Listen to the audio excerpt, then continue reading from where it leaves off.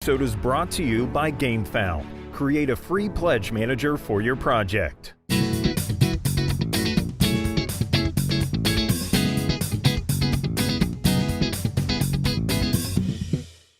Hey, everybody, I'm Tom Vassell. I'm Z Garcia. Hello and welcome. I'm Mike Delisio. Greetings, one and all. Welcome to our weekly video where we talk about projects that are being crowdfunded, mostly in Kickstarter, although, like I said, I think that will change as the years go by. But I will tell you this. We do it weekly because we do it weekly. But we feel that during January. Which is interesting because I was talking to Mike about this the other day. We got a couple projects today that are making in the hundreds of thousands of dollars. Yeah. So people are spending money in January. I'm surprised more projects don't launch than just because of the dearth of good projects. Yeah. I wonder if is that still a remnant of the convention season? I mean, I wonder if it's still an element of that where they want to have them around certain times of year or the big releases, you know? Yeah, maybe. We're still kind of pretty pleased right now. Me and Mike just saw we got Sleeping Gods, which is a Kickstarter project. Just showed up literally an hour ago, and it looks amazing. Nobody calls me. Nobody shows me a picture. I'm at peace. Well, folks, so we're going to be taking a look at projects.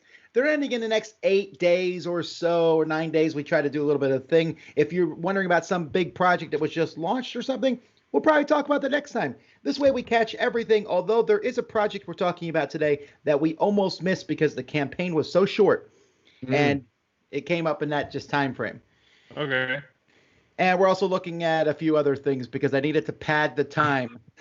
This is I was very surprised as I started here that we didn't get to a proper board game till about 6 projects in. Very confused. Right. Well, speaking of proper board games, let's jump to our contributors first, and we'll be back. All right.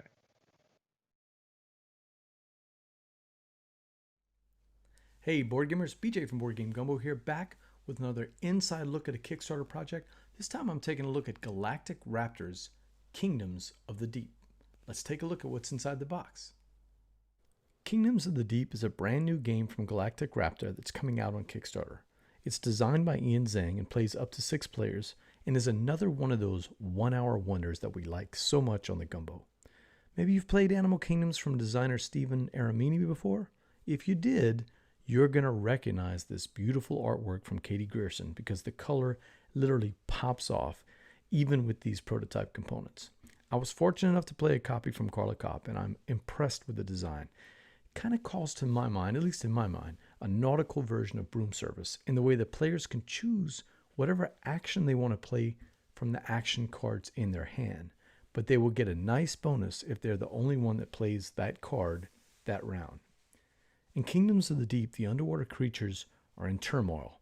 The 5 kingdoms are battling back and forth, and if you're going to be one of the undersea rulers, you're going to have to call up as much influence over the different areas of the ocean as you can. In each round, players are going to compete to control the underwater factions that are set up. It's going to be a unique tile placement at the start of every game. Those tiles will be placed differently, so the board always looks a little bit different each time you set it up. I like how Ian Zhang came up with a twist on 2 mechanics too.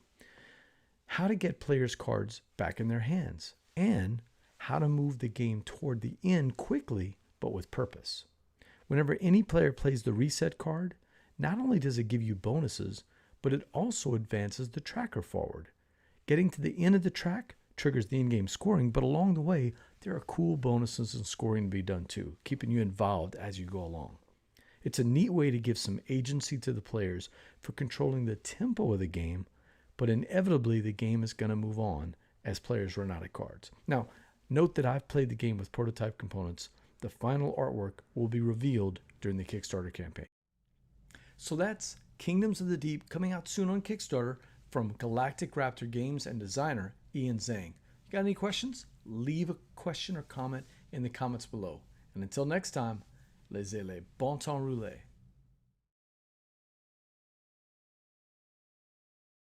Hey folks, welcome back to our Dice Tower preview recap. Mark, and today we've only got one game to look at, so let's get to it. And so let's take a look at Rune Lords. Now, this is a relaunch of the campaign from, I don't know, about a year ago now. And the thing here is that they really took a lot of the feedback to heart. They cleaned up the table, a lot of those tokens are gone.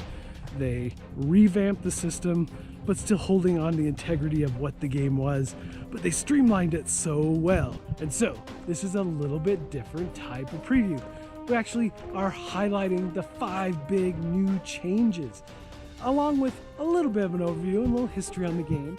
But these Rune Lords and the recruits and how you use action points really speeds up the game now, and that's fantastic. I really like, again, the equipment cards and how those cards cleaned up the table. Not a lot of tokens to deal with anymore. The speed of play here, though, is the big thing. And like I said, the fact that they took all this feedback to heart and really made swift changes to the game, but still holding on to the integrity of it. And I really like the fact that it basically is an RPG with a deck builder with strategic battle on a map with miniatures. Definitely something to check out. All right, folks, if this game looks like it might be of interest to you, please go check out the full preview. And if you want your game featured as a Dice Tower preview, please shoot me an email. All right, folks, until next time, we'll see you at the table. I will never understand how Mark manages to get out of all these dire situations alive. Off screen every time. I keep telling him, look, if you're in a dire situation like that, keep recording so that we see what happens. How do we even know it's still Mark Street and he hasn't been replaced by some sort of goblin dragon? Mm-hmm. That's true. All right. Well, speaking of dragons, I did a terrible segue. Let's jump into our Kickstarters here. Didn't work out at all. You're right. All right. No. So board game cafes, who are probably in all of board gaming, these are probably the people who've taken the biggest hit from the COVID, I would guess. Yeah, yes. I'm sure that's doubly rough. Yeah. But anyhow, Hex Company from Manhattan's largest board game cafe, which, Z, if I had known such a thing would have existed, you and I would have stopped by there when we were in Manhattan. Yeah, I've never heard of it before. Mm-hmm. Yeah, so they're basically just expanding here. I mean, I would love to say more about the cafe, but we haven't been there. I think if you're going to have a cafe, Manhattan seems to be a good place to have it. Mm-hmm. Sure. I mean, not as far as paying your rent, it's not. But I will say that looking at that video, they did a nice video. One of the things I thought was really cool was that they had their customers kind of talking about what the cafe has meant to them, which is a nice touch. But they did show some footage of where they're moving into, which looks like this kind of classic, almost a landmark building. It looks like a really neat space. So I hope that they can successfully get in, like right there. You can kind of see it has that kind of almost as a train station feel to me, which I think looks really neat. So, hey, hopefully they can pull it off. And I like the idea of board game cafes. I've been to a few that I think are nice. The one in Seattle I went to was like the nicest I've ever been. So I'd love to see more of them. Yeah, it looks great. I like the like you said, the ambiance seems to be on point for this kind of company, you know, for a bar, a cafe meets board gaming. I like the look. Yeah. All right. Let's continue with our liking with shower thoughts. I'd love to, Tom, but have you seen the project? Look, why? I get that companies are going to copy Cards Against Humanity. What I don't get is why they copied the exact style and format. Like as a consumer, I am offended that you are that lazy. Yeah, but these aren't black and white cards, Tom. These are red, blue, green, and yellow. I just on my Facebook feed, I don't know why this popped up. I got an advertisement for a Christian Cards Against Humanity. What's it called? Oh, I forget what it was called, but I mean, what? How does it even work? So that's one thing, Tom, and I'm with you on that. I mean, that's all. Go ahead, Mike. I would say to call it derivative is I think an understatement. But my biggest issue is, did you see what it costs for this game? Oh no, I did not look at that. it's like 50 some bucks. No, 32. 30. Oh, 30. 40 Even that. Canadian, 32 bucks. Still too high. It seems like it's real basic, okay? This is like every party game you've ever played with a question and answer kind of thing. It's one dude's project. It's basically, it seems like his friends supporting him. He seems really likable, the guy. He does. He really does. And he's got quotes that are obviously jokes, but he's got quotes that say like, from Mom, I'm so proud of you, from his dog saying woof woof. He wanted 1,966 in the adjusted to US dollars amount. You know what? Fine. I get it. It doesn't bother me because it's a throwback to what Kickstarter used to be. Some guy had an idea for something and they wanted to do it. There's one later on that feels like this in many ways and wants 50 grand. I know. Yeah. Okay. It's all right, Z. It's not funding, You're right. but you know what I mean? You're right. I'll give you that. You're right. Like I said, I needed to pad things out, so I stuck in several playing cards today. So I started with this one. This one has actually been showing up in my Facebook feed for whatever reason, because I think these cards are like when you tilt them, they show stuff. What is going on with you and your Facebook feed showing you things? What's happening? Yeah. Maybe it's because the only one I've seen lately was also a clone of Cards Against Humanity, but it was like a demonic one. It's called Christ Against Humanity. I feel I'm kidding. That's Tom, not a real thing. I gotta say, if these projects are gonna start being a reflection of what comes through on your Facebook feed, I might need to be out. Stop. Pretty soon we're gonna be like, hey, so I there's these hats. They're kickstarting these hats that cool you down while you wear them. I think these looked pretty cool in the explanation. I don't think the pictures here are doing a good job. No. I think it looks terrible. It seems to me, and we're going to be looking at, as Tom said, several, and I can't emphasize that word enough, several playing card projects. I think it's 4. Come on. Yes. Several. Almost all of them are appealing to magicians, like directly appealing in the projects to magicians, which I find interesting. These aren't really being marketed to gamers. They're being marketed more to musicians. For playing cards, Mike. Is that right? Oh, look, yeah, I'm not in that playing card glitterati like you are, Z. So I'm just gonna keep moving here. Yeah, it's very common. It's very common for them to be pushing a flourish magician sort of person who collects cards, or an actual, like someone who likes the flourish and collecting, or someone who likes the actual tricks and collecting, and then they'll include cards that are like have a false back or double-sided.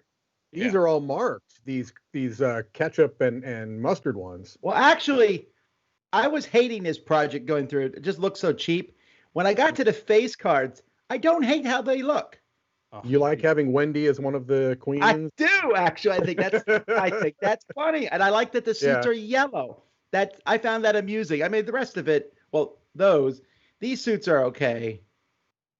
I like the yellow ones. You're the card guy. You did not like the graphic design of the other ones, I take it? No, it was a graphic design by a couple of dudes I don't know anything about. And one of them has an 80s art style. The other guy's a graphic designer, I guess. No, I don't care. I don't like the way they look. This also looks terrible. I mean, okay. I don't know what Tom likes about these. They are custom. Yeah, all the cards are redrawn, and they added ketchup and mustard. I mean, while I was going through these projects, I just kept being more and more flabbergasted. It was like, oh, okay, ketchup and mustard, and then later on, it's like, oh, we're just gonna keep on going. I was very confused. What's next, Tom? Did you see that box though? It looked like a French fry box. This one comes in a pizza box, man. This is pizza playing cards. These are the best looking ones of all the ones we're gonna look at. Okay. Do you like the gilded edges? I don't like gilded cards, but I love them. I know they're not good for playing purposes, but they feel fancy. At least the design on these, like that pip arrangement, is custom. I like that. That's pretty cool. I think they're using a standard font No, that font is custom as well on the you can tell on the cord cards. Kings. Yeah, But yeah. then they're all drawn and they're all custom. These look way better. A lot more love went into these, and the other ones are like, just a I little. just thought it was lazy. odd that there was 2 fast food themed Yeah. card decks on Kickstarter at the same time. I really like this ace here. It's Yeah, pizza. that I pretty like. I slick. like all the aces. The aces being custom and looking that way. Those are beautiful. Yeah. All right. That looks like the Did you kind of say thing that there were? It looks like you hang them up in a restaurant. Yeah. Did you say that there were 2 food-based card projects? No, I said there this was week? 2 fast food because the next one is not fast food. It's spaghetti. Mhm. Now these cards look. Oh, unfortunately, this one is very similar to the first one, but unless you look careful, you won't even notice that they're custom. Right. Yeah. But they are. They're eating spaghetti. I think one of the queens is holding a bottle of olive oil, because again in this video he does an entire trick that is based around finding the ingredients in this deck. Oh, here's the spaghetti. There's the tomatoes. Here's the garlic. Here's the basil, and you put all these together to perform a trick. So I don't know. I don't have a lot of connection to cards. I'm going to defer to Z on whether these look nice or not. I don't know. I really don't know. You know what? You don't need to defer to Z. We could say if they look nice or not. Yeah, They say look like whatever you cards to me, want. Tom. But They if look you like the- cards. They look like, I agree that the switch here is not impressive enough. How much are these? Well, only $15. That's not that expensive. That's Yeah. standard, but they're just not. My main problem with these is I don't mind that they're subtle spaghetti. I hate the back. I really The hate that backs back. are awful. Yeah. So They just this feel like is- spaghetti. So when I noticed that you had a bunch of cards, I pulled out the latest deck of cards I got, which was from Kickstarter. I just got it a couple of weeks ago, and it's this deck right here called The Devil's in the Details. It's right there. It's a black box with metallic ink and silver all over the place. And then the deck of cards has a similar back, as you can see, to the box. And then that's what the Ace of Spades looks like. Yeah. And that's what the cord cards look like. Ooh, those look good. And they have little details. That when they say the devil's in the details, if you look at them very closely, you'll see little devil faces hidden in the artwork. Well, this is why that devilish stuff's showing up in your Facebook. That's right. Right, Jay. yeah. That's right. Yeah. Evil Cards Against Humanity, yeah. So this deck of cards, this custom deck of cards, just doesn't compare. Like these don't compare to the amount of line work and care that goes into this. Some dude stuck a sauce spoon on a king, and that's it. Come on, get out of my face with the spaghetti. All right. Well, let's jump to actual games. Let's talk about cards. This one people have been on us for the longest time to talk about. But we had to wait till it was in our range, and now it is Darwin's Journey. And now, I'm sure it's a fine game. Simone Luciani is a great thing. The cover, if I didn't know it was Darwin, like if they took that title off, I would have thought it was like Dumbledore's Journey. It looks kind of like a wizard walking in there, just that whole thing. Yeah. Now that being also, said, I don't love the font either. I know that's nitpicky, but it doesn't look like it says Darwin. To me, it looks like Dawnin. But now this it company looks good. has established themselves as a mainstay of Kickstarter. What's the last game? We just got it this year, Mike. Well, they did Tang Garden. Tang Garden, and everyone's loving on Tang Garden. And this one does not look as bright as Tang Garden. This one looks like straight up a Euro game, right? But the art here, I look at that art and I think, why can't more games make their art cheerful like that? You know, it's your typical characters in a game, and here you got crew of a ship. But those are different looking, attractive. I don't know. I like that. They're stylized. They don't look like every other piece of art out there. Yeah. No, I agree. I will say one thing. I haven't played all of the games from this publisher, but I will tell you that of the ones that I've played, they all look beautiful. The component quality has always been really good. The graphic design, I think, generally has been good. This looks good to me. Not every game I feel like has been as good as the other, but I'm encouraged. I'm optimistic that this is going to be a good looks like a good Wow. mid to heavyweight Euro game. So I'm just going to go straight on the designer. He did Zulkin, Sure. Marco Polo, Barrage, Grand Austrian Hotel, Lorenzo Il Magnifico. Those are all fantastic, amazing games. Yeah, I like the According to look here a lot as well, Mike. I am not as big a fan of those games. They're very heavy games. And this certainly look like it's got a ton going on. Yeah. But even if a game is not for me or something I necessarily gravitate towards, I might still enjoy it. But like you said, this company, their production values are stellar. They always make their games look very good. They have a nice sensibility of artwork. Their use of not just components, but the artwork always stands out. They're beginning and have been developing a look.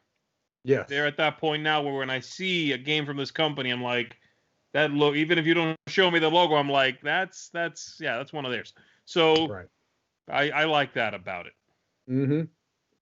All right, moving on.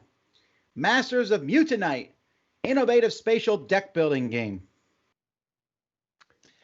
I'll say, I don't know if I'm missing something here, guys. Maybe there's some sort of story behind why this game isn't funding, and maybe people don't like Mr. Andrew Federspiel here. I don't know.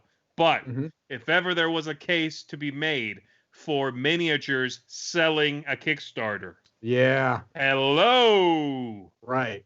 Are you kidding? This game looks as good or better than any of these other fighty games.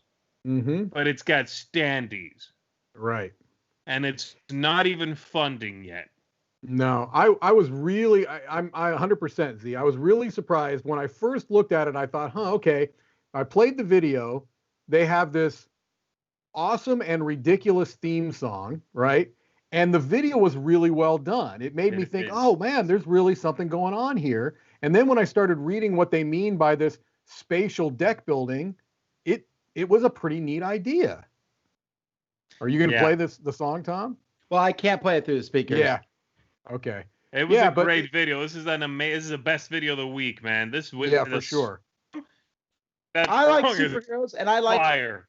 I like superheroes that are not, necessarily attached to a current universe. I think that's cool, especially when they're not necessarily obvious. Oh, that's Iron Man. That's Spider-Man. Yeah, I don't know what the deal is here either. I mean, it looks like it's going to fund, obviously. I would play. I love art a lot. I really like that art. Well, doesn't it remind you of Sentinels? This definitely gives me a Sentinels vibe with its art. Yeah, that's true. A little bit of that, a little bit of maybe even a little bit of King of Tokyo going in there, but more Sentinels. Yeah, you have to wonder if it had miniatures, would it be doing much better? Are you kidding? It would be doing better. I'm telling you, man. Even if this game cost $30 more, but had minis, come on. That's a good point. Love minis. There's a lot of people though that are arguing that Kickstarter games are getting too expensive, and it's because they have minis that are unnecessary. Well, people aren't putting their money where their mouth is a lot of times.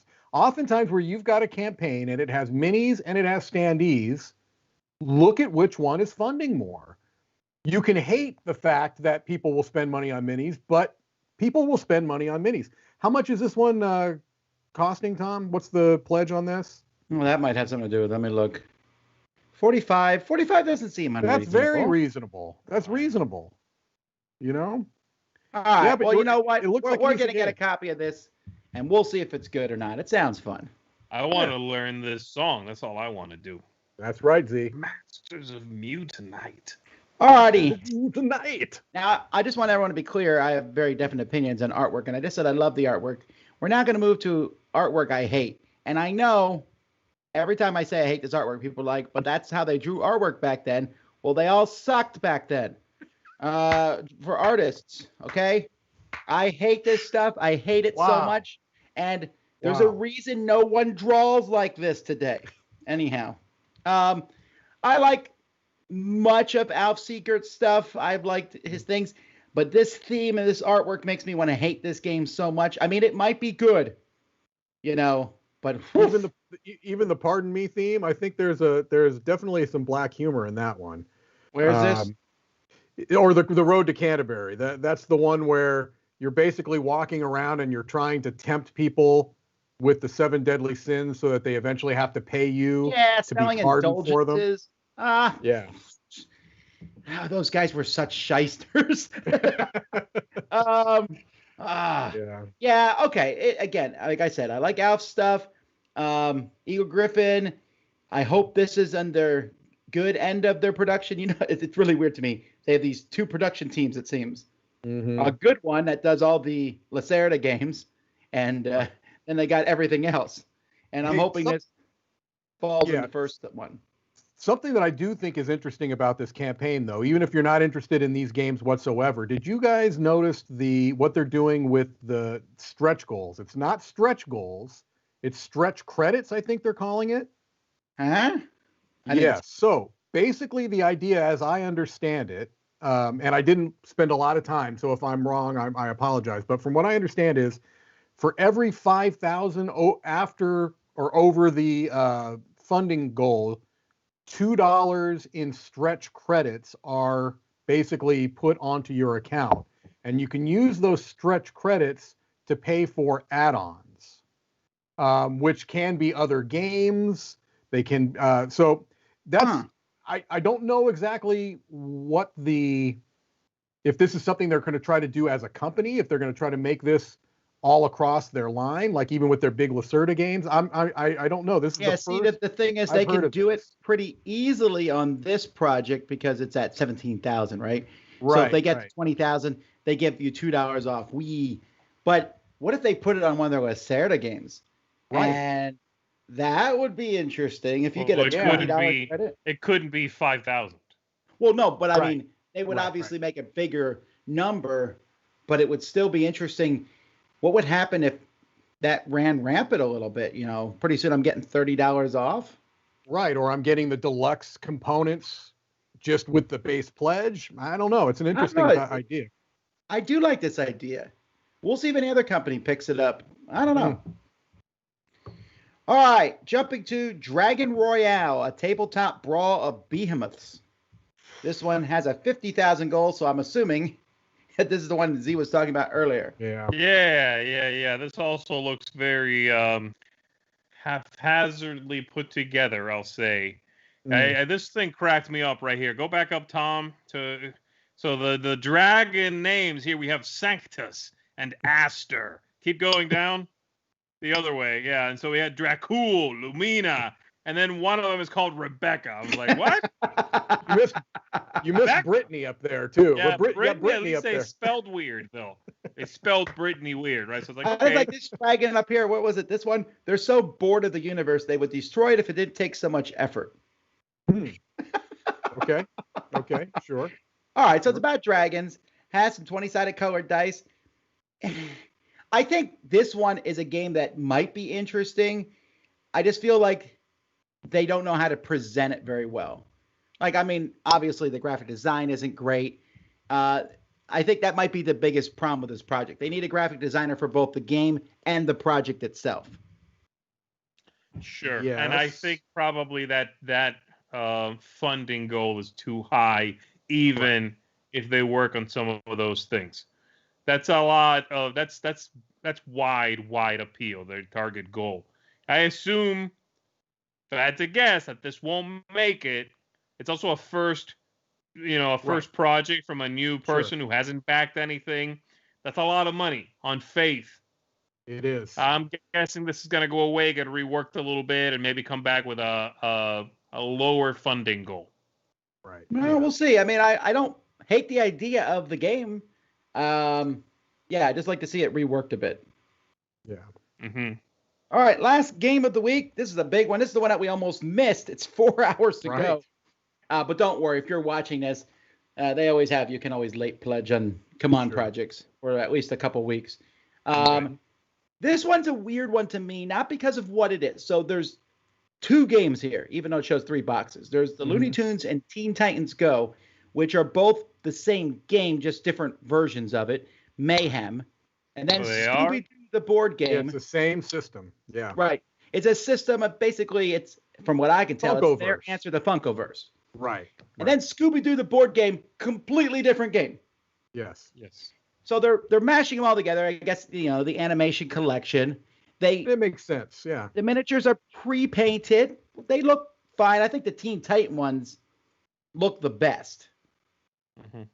Yeah, these look like more like toys even than minis, which again, it makes sense. It fits into this aesthetic, and I think they're even letting you add on that Wacky Races game onto this. So they're really, I think, trying to make this a whole line, Now, what they did this time is instead of having promos, speaking of new ways to do stretch goals, instead of having promos, they just added a new one every day. Yeah. Sure. They basically it's like one of those fake legacy games that when you're done after 20 plays, you're like, oh, so this was the game, and you pulled out 20 pieces and gave them back to me slowly.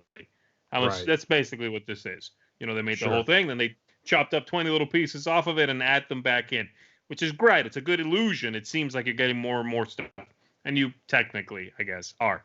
I think the Scooby-Doo game looks interesting. It reminds me of the Universal Monsters one a little bit. It's a co-op, right? It's got a little bit got a little bit of that going on.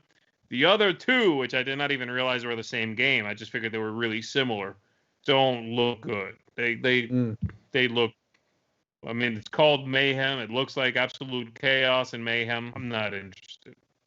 Well, I'm always interested in this stuff just to see how it will play. The graphic design looks very similar to Marvel United. It does. This is a crowded genre already, though. I mean, they're going up against both Funkoverse and Unmatched, right? Yeah. So this is a third entry into that category. I don't think this competes with Unmatched. I don't think it's the same. It feels like the same bucket. I don't think it's really the same bucket. Yeah, but if my kids like this, I don't care. I'm hoping that my kids love this game. That's the thing, though. But we were talking about this. That was a weird way to phrase that. If my kids like this, I don't care. They can get it themselves when they get a job. That's what that felt like.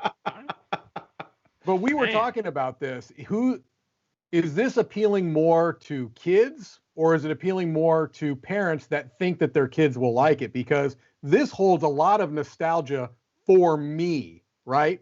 Maybe not Teen Titans Go as much, but certainly Scooby-Doo and the Looney Tunes. I mean, that holds a lot of appeal for me.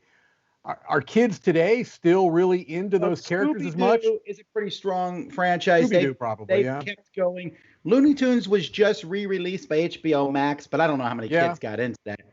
Right. I want to get the Scooby-Doo. Do you guys mind if, when I get this game, if I take the Scrappy-Doo miniature and hit it with our giant hammer? Well, they didn't put Scooby-Dum in here, did they? Is that a thing? Is that a thing? No, don't even start. Oh man, you should know everything about these cartoons on us. Scooby-Dum. Oh, Clue. Yeah, of course. I have no idea what you guys are talking about. Have you ever seen Scrappy-Doo? Up your cartoon cred. I know he gets hated. I don't know anything about Scrappy-Doo. Yeah, Scrappy-Doo sit there, and he'd be like, let me at him. And I was we sit there and go, just let him at them. They would never let him go fight the bad guy. I just wanted to see Scrappy-Doo get eaten. They should have a shark so that you can have Scrappy-Doo jumping it. I agree with you there. I was never a big fan of Scrappy-Doo. All right, folks, that's all of our game things. Let's jump into non-game things. First, we'll start with something that seems pretty cool. A Japanese samurai letter opener. No, look, I actually own something very similar to this. Mm-hmm. Actually, I think it's closer to that. It actually is a letter opener. I've never used it to open a letter. I used it to open a box once. I'll tell you, these are not cheap, but they do look like they're handcrafted. I mean, they're pretty slick looking, actually. Actually, I think the bride from Kill Bill uses these to open her letters. Mm-hmm, of course. This is doing quite well, I have to say. Mm-hmm. Well, they look pretty cool. They do. This is your Christmas just present. that right there has me. I was like, the idea of a bunch of craftspeople making these tiny little swords is very, very appealing to me. I don't know why. They're arming the doll populace with their weapons. Correct. Alrighty. All right, so that's cool. And it is cool that they're actually going into like styles of a particular time in Japan. Like this one's styled off of Oda Nobunaga's. That's really neat. I like that they're actually bringing in some of the actual cultural elements too. As far as I can tell, I'm ignorant to a lot of it, but yeah.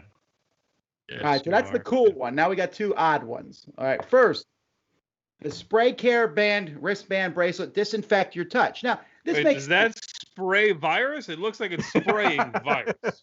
it does. What is happening? No, this is so that if you like want to open a doorknob and you don't want to get germs, so some people spray them or wipe them down. But here, Spider-Man apparently invented these. Correct. Yes. You can shoot it out of your wrist before you touch something. I love this one's funded. It's gonna happen. It's cool. Look at that. Man, I can't tell you. You're your own mister. Look at that. I can't tell you how much this appeals to me. Yes. I love everything about this. As a matter of fact, I would legitimately have one on each hand. I would do the double thing. This is fantastic. Not only is it ridiculous, but it is practical. I look. No way. You would get so tired of wearing that in your wrist. That's where I'm going to call on it. No way. You can even spray your hand with it. Look at that. You can just put it right over your hand and just let that aerating mist wash over your hand. How heavy is this and how bulky is it? I already bumped my watch on stuff. I'm wearing an Apple Watch. But you're wearing the fat part on the inside of your wrist. No way. No way. That would bother you so much. You would never not think about it. I want to like this so bad. I get it. I get the cool factor of it. The thing about it is also, I don't know if this is possible, but you could load other things into this atomizer and use it for personal defense, right? I mean, spray somebody in the face with some pepper. How about some breath smelling stuff? I can. Yes. Liquid deodorant. At conventions, you walk around, someone comes by like, "Come here, buddy." Woo! Yeah, you just have a defunct force field at all times. I'm telling you, this is something. Yeah. No, they actually show other things that you can put in there, Z. I think they say like essential oils, all kinds of things you can put in there. That's great. You're going to be banned at conventions. Someone's going to go and spray somebody at, Doesn't this seem like one of those things they'll start mentioning on airplanes, Tom? Yes. It's kind of like some products are like, going to be in the you have this, yeah. Please turn it off. Like they have to sort of fold into their speech some things. This seems like if you have a wrist atomizer, please disconnect it from its power source.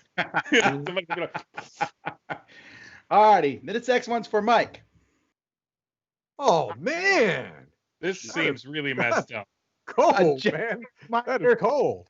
Today, you are going to die. So this is a necklace of sorts that they put a lot of effort into so that you could remember you're going to die, since there's nothing else on Earth that will remind you of that. Right. Yeah, like if they had not built the backstory to this so much, which they clearly they put more time into sort of selling the idea of this necklace than they did into like building the pendant itself. Right. Symbologically speaking, it's supposed to be days, and I guess the first one is crossed out. Okay. Right. You could use this to celebrate anything. The passage of time does not have to be morbid. This could have been spun to simply, don't forget today to begin living the rest of your life, which is kind of what they're saying. But I think that's kind of what they're going you're with. You're gonna die. Are you kidding? Why is it so morbid? No, man. They should have put a positive spin on this. Don't forget to start living today. Take the day, and do something new with it. They could have done a lot different to not just make it sound so horrible. By the way, folks, I love that people are sending this stuff to me. If you got something great, find it and send it to me at tom@dicetower.com. I love finding this stuff. Yeah, wrist atomizers, bring them on. And the more wrist atomizers we can get, in my mind, the better. Mike? I want to get one that reminds you you're gonna die. That's it. Combined. What about if it's just in a game for game purposes? I'm like, here during the duration of this game, wear this necklace because I'm gonna murder you. messed up. It's an interesting thought. Is Yeah, this I your don't pick know. of Mike? The spray can thing? The spray atomizer? No, I'm gonna look. This is still supposed to be about board games. So I'm not gonna pick one of the 17 card. I'm gonna go with Darwin. You're already hovering over. Darwin's Journey will be my choice for this week. I'm sorry. I might have read your mind, Dave.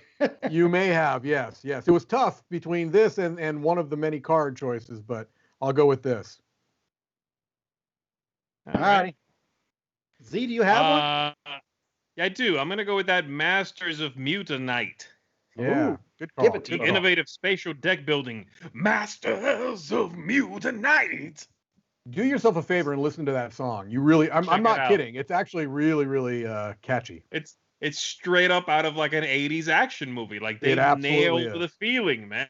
They really did. Well, They normally really I would did. like to pick a different one than you guys, and I Go am for it, probably spaghetti put lover. by the- Go for it. Not the spaghetti. I was tempted by the Command Project, and I still think it's cool, but I'm going to go with Mike here on the Darwin's Journey, if only, again, based straight on the designer. I love his stuff, and this actually looks really similar to what's the one where you go around and collect stuff for your bookcase? Newton. Yeah, this looks a Yeah. little like Newton. It's probably not, but Yeah. I like this style game. Does a lot for me because it's heavy, but it's not Lacerda heavy. Right. So that's what I'm excited about. And also, like I said, I really like the art. Sure. I think it looks good. Alrighty, folks. Well, like I said, well, as the weeks go by, I think next week may be a bit sparse too. Certainly Next week, we're possible. actually Yes. going to be on an hour earlier. We'll be at 1 Right. o'clock next week because next week we'll be going through our top 100 games of all time. Also, speaking of Kickstarter projects, we're running our own. DicetowerKickstarter.com. We got puzzles, jigsaw puzzles. And I've been told to get one for my wife. So there you have it. Yeah. Thank you to everybody who's backed us so far. We still have about 10 days left in our project. I guess we shouldn't even be talking about it on this show.